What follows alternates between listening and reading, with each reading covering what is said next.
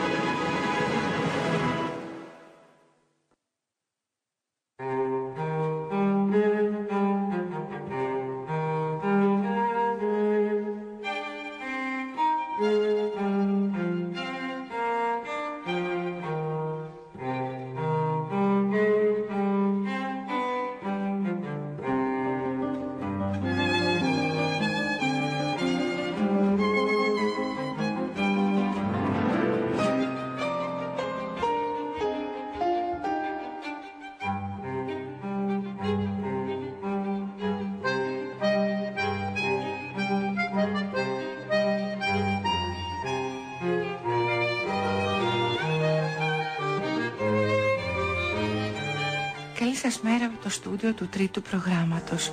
Ο Σωτήρης Παναγιώτου είναι υπεύθυνος στον ήχο, η Ανάσα Καλή στο μικρόφωνο και σήμερα θα σας κρατήσουμε συντροφιά με δύο από τα μικροσκοπικά διηγήματα, τα αναπάντεχνα του συγγραφέα Χάρη Κονδυλόρου. Ο Χάρης Κονδυλόρος είναι και εκτός από συγγραφέας ενδοκρινολόγος, διαβητολόγος, διδάκτορ και επιμελητής πανεπιστημίου της Νανσί της γαλλικής πόλης. Ο Χάρης Κονδυλόρος, όπως γράφει και στην αρχή του βιβλίου του με χιουμοριστική διάθεση, γεννήθηκε το 1960 στο Κολονάκι Αθήνα και πέθανε σε βαθύτατο γύρας στο Κοροπή το 2060. 15 χρόνια από τη ζωή του τα πέρασε στη Γαλλία και από το 1995 ζούσε στην Ελλάδα ως γιατρός. Έγραφε μεγάλες ιστορίες για παιδιά, μικρά διηγήματα για μεγάλους και θεατρικά μονόπρακτα για όλους.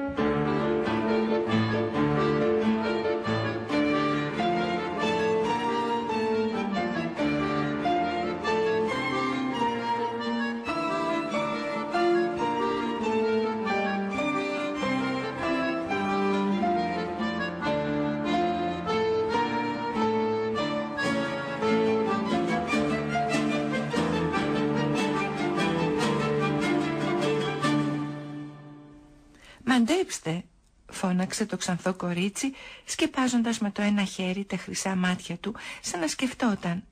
«Μαντέψτε τι είναι αυτό, μη βάλεις πάλι κανένα περίεργο», είπε το κορίτσι με τα καστανά μαλλιά και τα γαλάζια μάτια. «Τι είναι αυτό που μοιάζει με τετράγωνο, όχι άλλο ένιγμα, να χαρείς, όχι άλλο», μούγκρισε το μελαχρινό αγόρι και τα μαύρα μάτια του σκοτίνιασαν. «Που μοιάζει με τετράγωνο, με 4 πλευρές, ολόιδιες, μα έχουν στο χρώμα διαφορές». «Μα καλή μου, αυτό είναι εύκολο», είπε το κοκκινομάλικο αγόρι με τα πράσινα μάτια. «Είναι τόσο απλό, δεν χρειάζεται πολύ σκέψη, αδέρφια. Κλείστε απλώς τα μάτια σας και κοιτάξτε γύρω σας». «Πες το λοιπόν», του είπε η Ξανθούλα. «Μα είναι 4 αδέρφια, δεμένα με αόρατους δεσμούς. Είμαστε εμείς». Οι 2 άλλοι γύρισαν και τον κοίταξαν με θαυμασμό.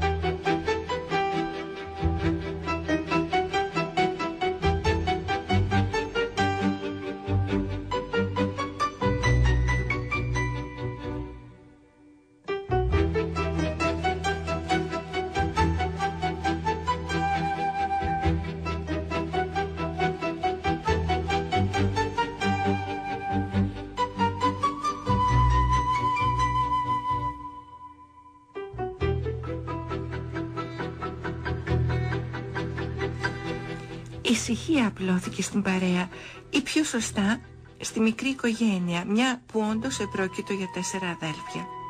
Χαρακτηριστικό τους όμως ήταν ότι δεν έμοιαζαν καθόλου μεταξύ τους.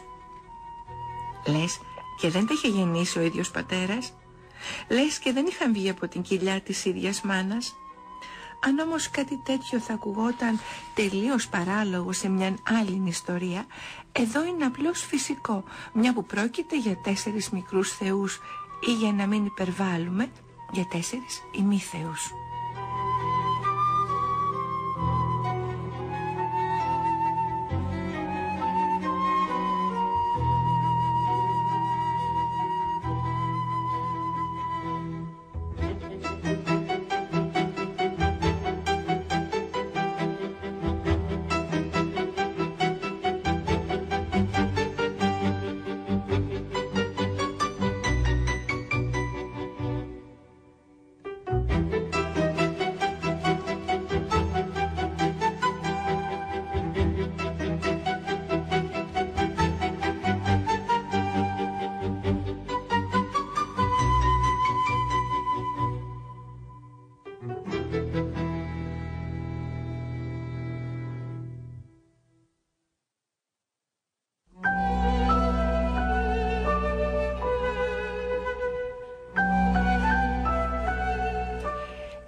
Κάθονταν λοιπόν γυμνοί σαν αρχαία γάλματα και ατένιζαν το παρόν χωρίς αναμνήσεις αλλά και χωρίς σχέδια, η μόνη διεγέρτεια, η Ξανθιά αδελφή, τάραξε και πάλι τις ψυχές τους. «Μαντέψτε!» «Όχι πάλι», μούγκρισε ο νεαρός, ο λαχρινός νεαρός που ήταν πάντα λίγο βλοσιρός. «Μαντέψτε τι είναι αυτό, δεν μου λες?» Σπόρους παπαρούνα σκοπανούσε στο γούδι όλη τη νύχτα. Τι είναι αυτό που άμα ξημερώσει είναι γερά πιασμένο, μα μέχρι να νυχτώσει στα 4 σχισμένο. Τα πρόσωπα σκοτίνιασαν και μια πικρή γεύση θλίψης χώθηκε ανάμεσα στη γλώσσα και τον ουρανίσκο τους. Σηκώθηκαν άκεφα και με αργό βήμα περπάτησαν. Ο ήλιος ήταν στο στερέωμα, με αποτέλεσμα να αποδοπατούν αλίπητα τις σκιές τους καθώς βάδιζαν. «Μαντέψτε τι θέλω», είπε το ξανθό κορίτσι με τα χρυσά μάτια. Αυτή τη φορά κανένας δεν μίλησε. «Θέλω ένα λιοντάρι σαν και εκείνο του Ηρακλή». Τότε εμφανίστηκε ένα υπέροχο λιοντάρι, κάτι που σε κάθε άλλη περίπτωση θα μας φαινόταν τελείως απίθανο. Όμως μην ξεχνάμε ότι έχουμε να κάνουμε με μια ημιθεά.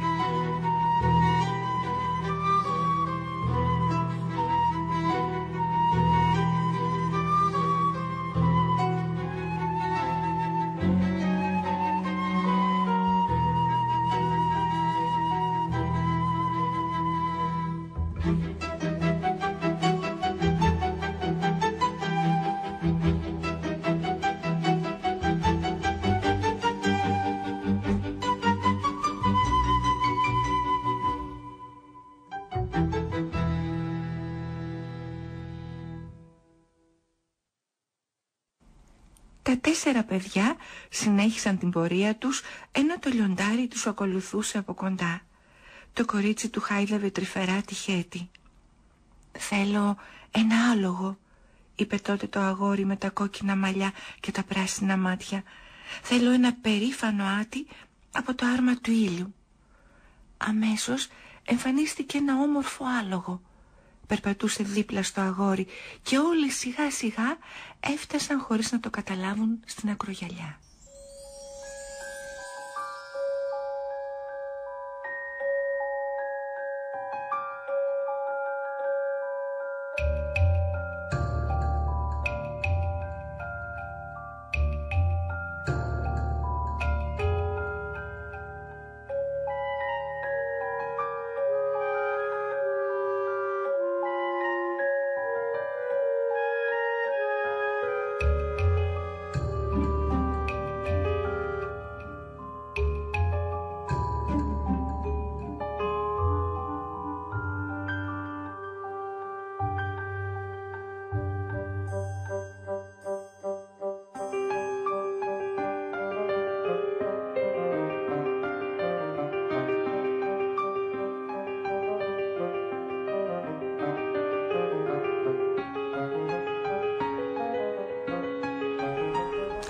«Θέλω ένα δελφίνι», είπε το κορίτσι με τα καστανά μαλλιά και τα γαλάζια μάτια.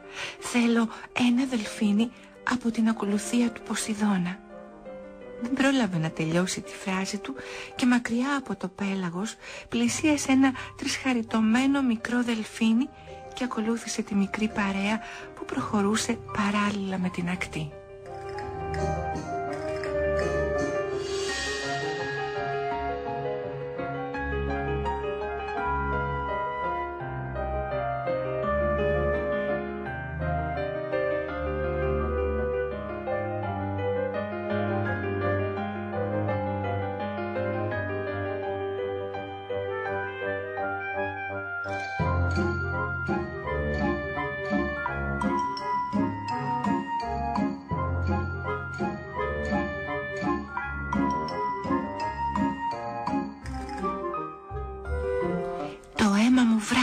«Έχω ένα ηφαίστειο μέσα μου. Θέλω έναν ταύρο», είπε το μελαχρινό αγόρι και τα μαύρα μάτια του έλαμψαν για πρώτη φορά από άγρια χαρά. Δεν θα ξαφνιαστείτε βέβαια μετά από όλα αυτά αν ακούσετε ότι ξεπρόβαλε μέσα από τη θάλασσα ένας μαύρος ταύρος με δυνατά κέρατα. Πλησίασε το νεαρό αγόρι και βάδισε δίπλα του.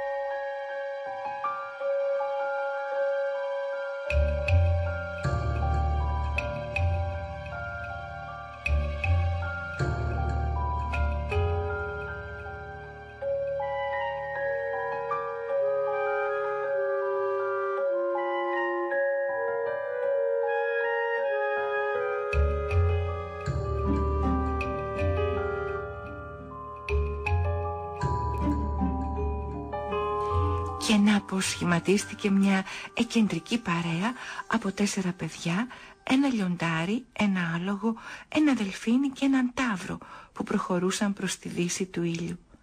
Πίσω τους μακριές σκιές σχηματίζονταν πάνω στην άμμο. Ο δίσκος του ήλιου ετοιμαζόταν να βουτήξει στον ορίζοντα. Άνθρωποι και ζώα σταμάτησαν, κοιτάχτηκαν μέσα στα μάτια. Το κοκκινομάλικο αγόρι καβάλισε το άλογο που αμέσως κάλπασε προς το βουνό. Χώθηκαν μέσα στην πυκνή βλάστηση και έγιναν ένα με αυτή.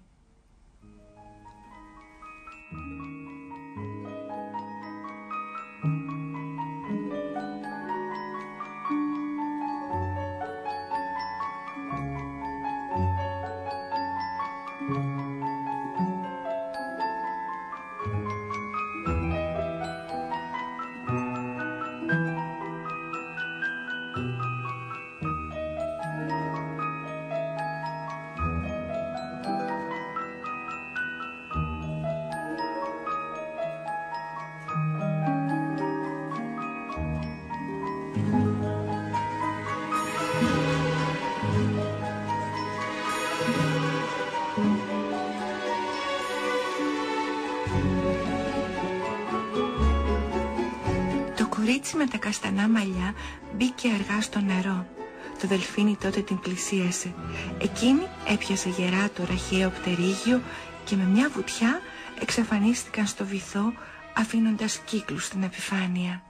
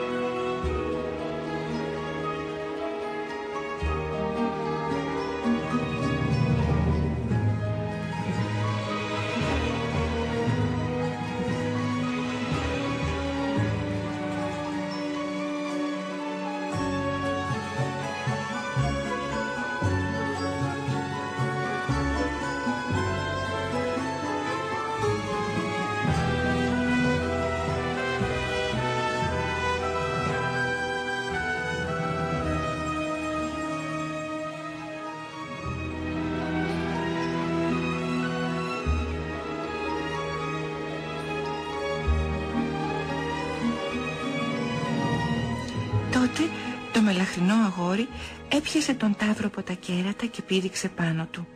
Αυτός σαν υφνιασμένος τινάχτηκε και άρχισε να τρέχει. Καμπούριαζε τη ράχη του και τίναζε τα πίσω πόδια, κουνούσε ιστερικά το κεφάλι, δεξά ζερβά και άφριζε. Δεν κατάφερε όμως να απαλλαγεί από το φορτίο του. Τότε όρμησε μαζί με το μελαχρινό αγόρι στη θάλασσα και βούτυξε μέσα. Κολυμπούσε με δύναμη και απομακρυνόταν με κατεύθυνση ένα μακρινό νησί, ώσπου φαινόταν σαν μια μικρή μαύρη κουκίδα. Μετά χάθηκε.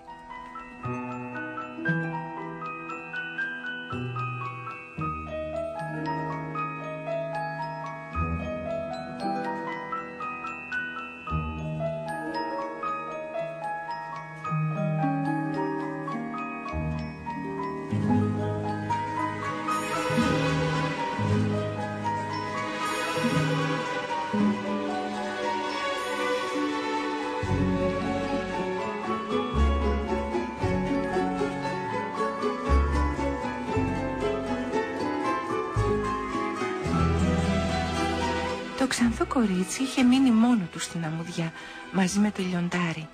Ο δίσκος του ήλιου χανόταν σιγά σιγά. Έβαλε τα χέρια χωνή μπροστά στο στόμα και φώναξε δυνατά «Μαντέψτε!». Ο αντίλαλος της απάντησε «Μαντέψτε!». Τότε ανέβηκε στο λιοντάρι και τράβηξαν αργά κατά την έρημο.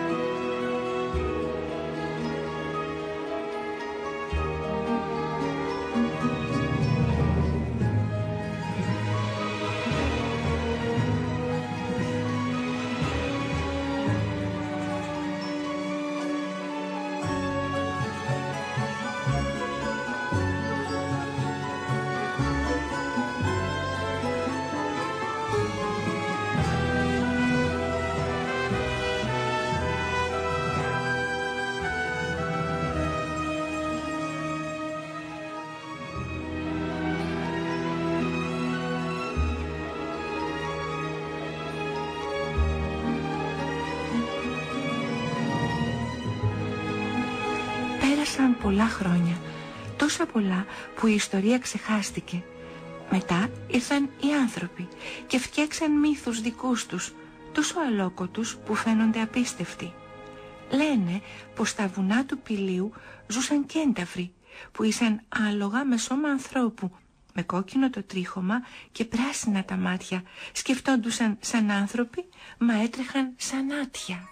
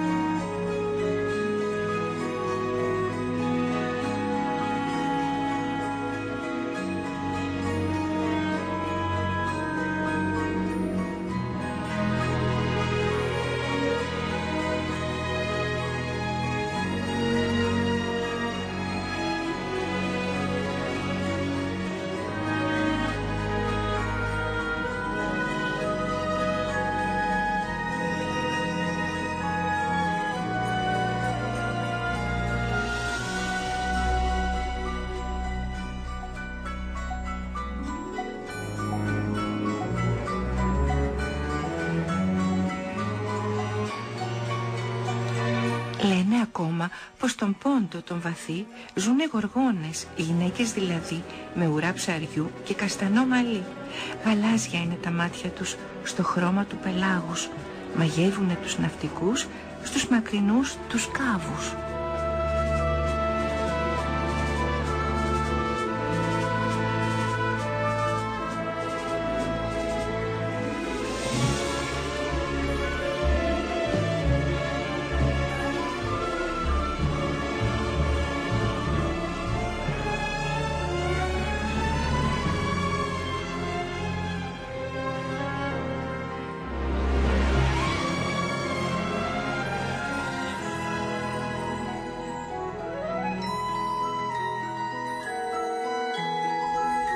Ακόμα πιο απίθανη είναι ετούτη η ιστορία.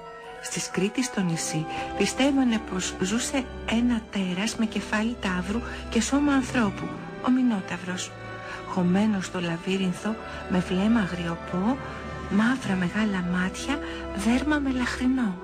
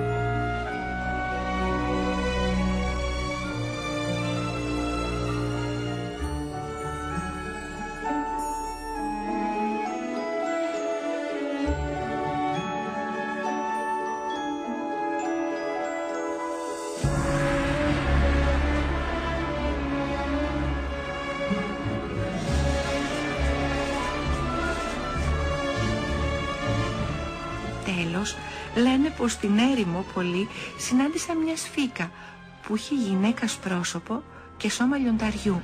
Με τα χρυσά της μάτια καθέναν ερωτούσε ενίγματα και αν έχανε, τότε αυτός δεν ζούσε.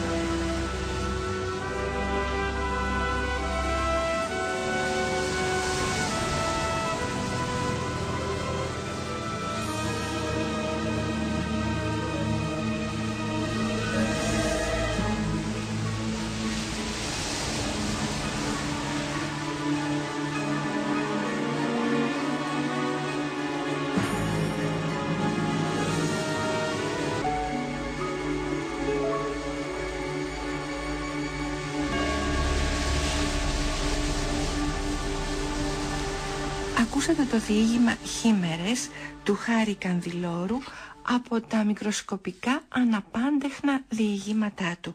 Ακολουθεί το δεύτερο διήγημα και είναι τα μαθήματα ζωής.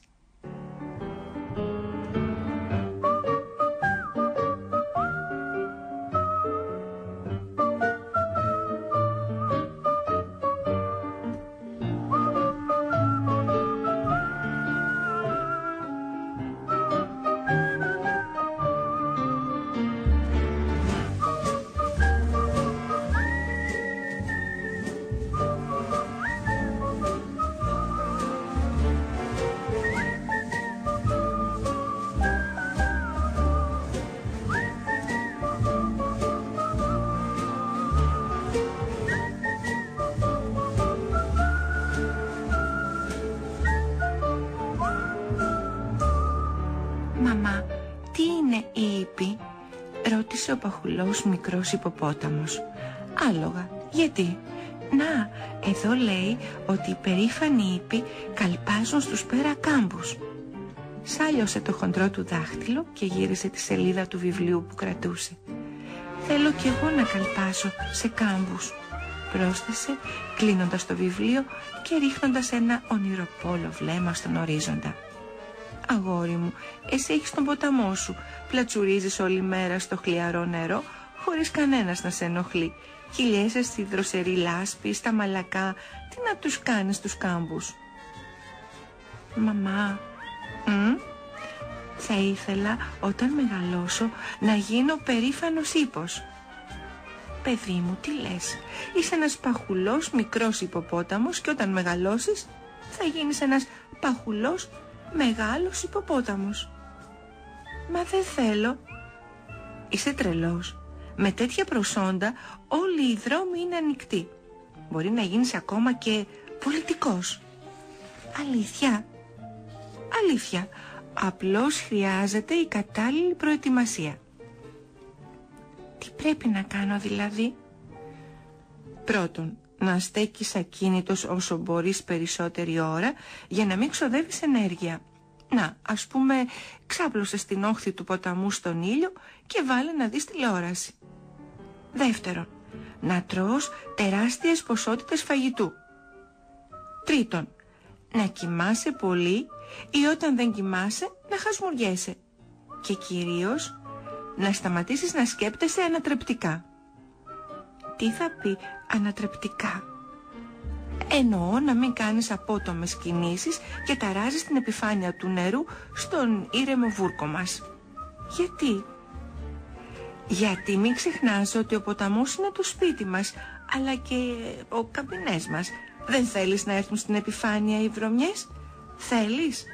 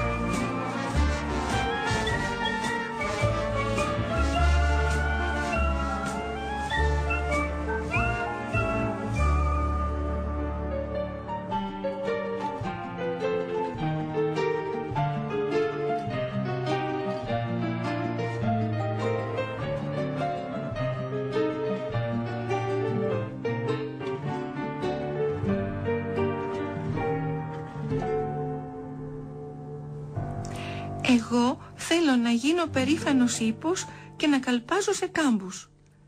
«Άντε πάλι με αυτά τα αναρχικά. Αυτά τα βιβλία φταίνε. Σου βάζουν ιδέες στο κεφάλι. Θα τα πετάξω». Όχι, Μανούλα, σε παρακαλώ. Υπόσχομαι πως θα μείνω ακίνητος και δεν θα κάνω βρωμιές. Ναι, αλλά λες βρωμιές. Ακού, ύπος. Εκνευρισμένη η μαμά υποπόταμος μάζεψε όλα τα βιβλία του μικρού και τα πέταξε πάνω στα δέντρα, αναστατώνοντας τις μαϊμούδες που έπαιρναν τον μεσημεριανό τους ύπνο. Ο μικρός παχουλός υποπόταμος δεν μίλησε. Μη έχοντας πια βιβλία, άνοιξε την τηλεόραση.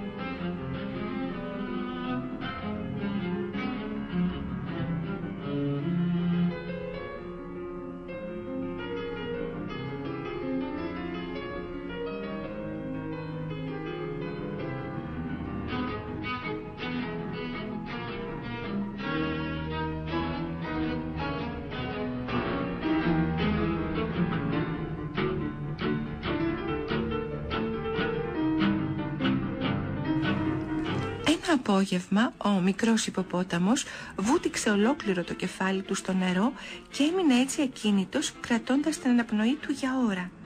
Η μαμά του που τον παρακολουθούσε άρχισε να ανησυχεί και έβαλε τις φωνές. «Βγάλε το κεφάλι σου έξω επιτέλους, θα πάθεις ασφυξία». Ο μικρός άκουσε τα ουρλιαχτά και ξεπρόβαλε το κεφάλι.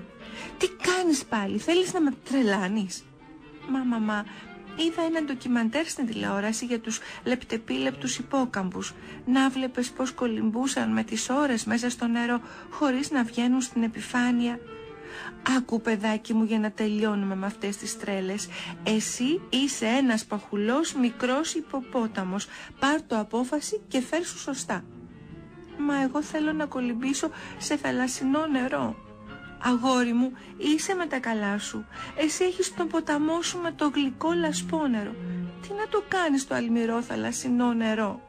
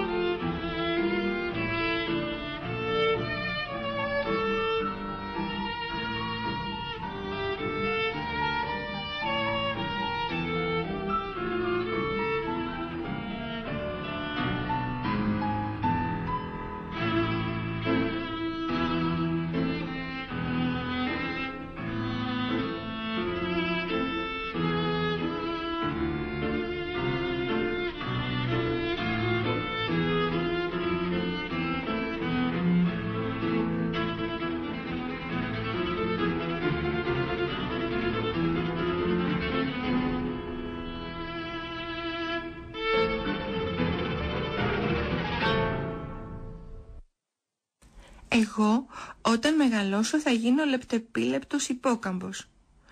Όταν μεγαλώσεις θα γίνεις ένας παχουλός μεγάλος υποπόταμος. Με λίγη τύχη και αν φανείς συνετός, μπορεί να γίνεις ακόμα και υπουργός οικονομικών ή και αντιπρόεδρος στην κυβέρνηση. Τι θα πει συνετός? Αυτός που δεν σκέπτεται τρεπτικά όπως εσύ, αλλά κοιτάει το συμφέρον του. Αυτός που τρώει όλο το φαγητό του και δεν το μοιράζεται με κανέναν.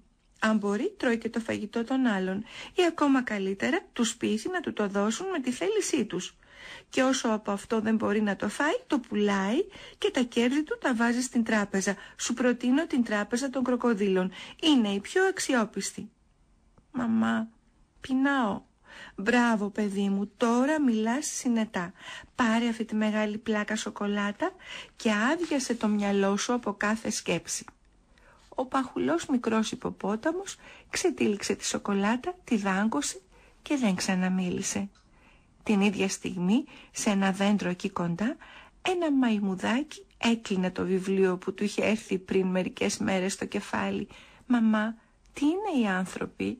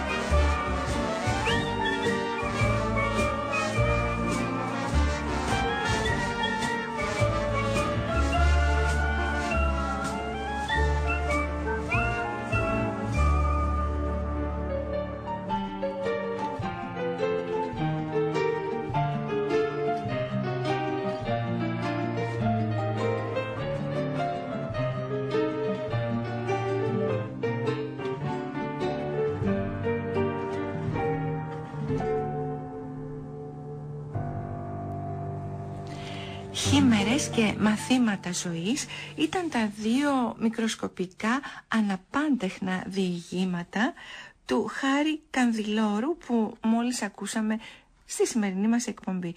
Ο Χάρης Κανδυλόρος, εκτός από συγγραφέας, είναι και ενδοκρινολόγος, διαβητολόγος, διδάκτορ και επιμελητής του Πανεπιστημίου της Γαλλικής Πόλης Νανσί. Ακούσαμε επίσης μουσικά έργα των Ελλήνων συνθετών Λεωνίδα Φασάρου, Νίκου Ξανθούλη, Νίκου Πλατήραχου και Νίκου Κυπουργού. Στον ήχο υπεύθυνος ήταν ο Σωτήρης Παναγιώτου, στο μικρόφωνο η Άννα Σακαλή και θα σας αποχαιρετήσουμε και σας εύχομαι βέβαια να έχετε μια πολύ όμορφη μέρα ακούγοντας ορισμένα από τα μουσικά αυτά έργα των Ελλήνων συνθετών, όπως είπαμε, Φασάρου, Ξανθούλη, Πλατήραχου, Κυπουργού. Γεια σας.